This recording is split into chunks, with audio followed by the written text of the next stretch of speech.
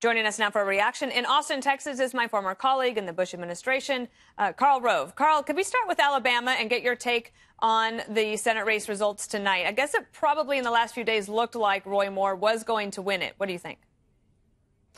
Well, first of all, I'm in Dallas today, but I'll go to Austin if you want me to be reporting from there.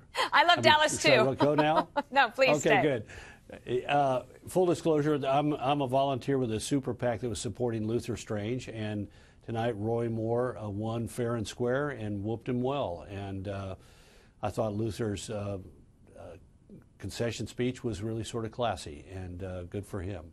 It is a testament to the sort of folk hero status of Judge Moore, who for 30 years has been a fixture in Alabama politics. Twice removed as Supreme Court Justice, first time as Peter Doocy pointed out in response to putting the 10 commandments on the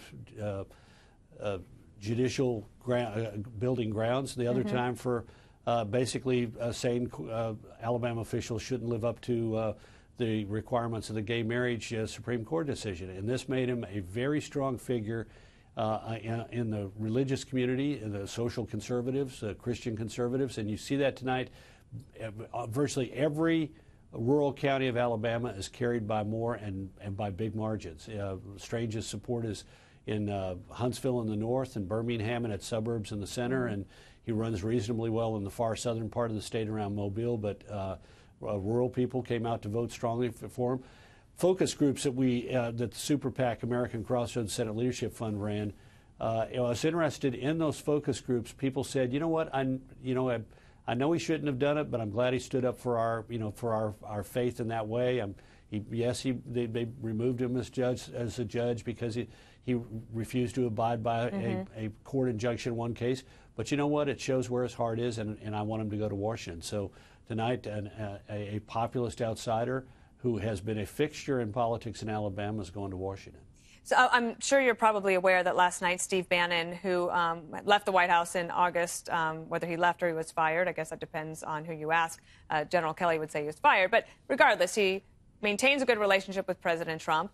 And he campaigned last night for Roy Moore. And on Sean Hannity's show, of course, takes a shot at Mitch McConnell, the majority leader, whose popularity certainly is down, but also at you and other people involved in helping Luther Strange.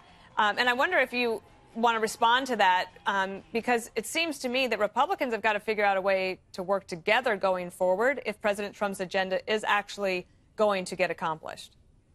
Yeah. Look, he kept talking about my day of reckoning and others. That's, taunting that you get in the 7th grade schoolyard, so I'm not going to respond to it. But I think you do make a point. And we saw this in the run-up to the election. President Trump asked for support for Luther Strange. He didn't get it. I don't think that weakens him. I saw all of the mainstream media was portraying this as a test of Donald Trump, and if he lost, if Luther Strange lost, it would be a problem for Donald Trump.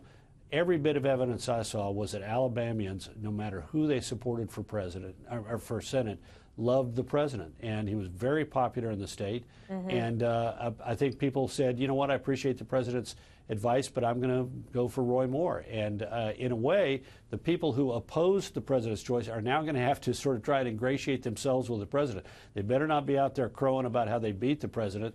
They ought to be in there probably saying, Mr. President, what can we do to help advance your agenda? Well, and they have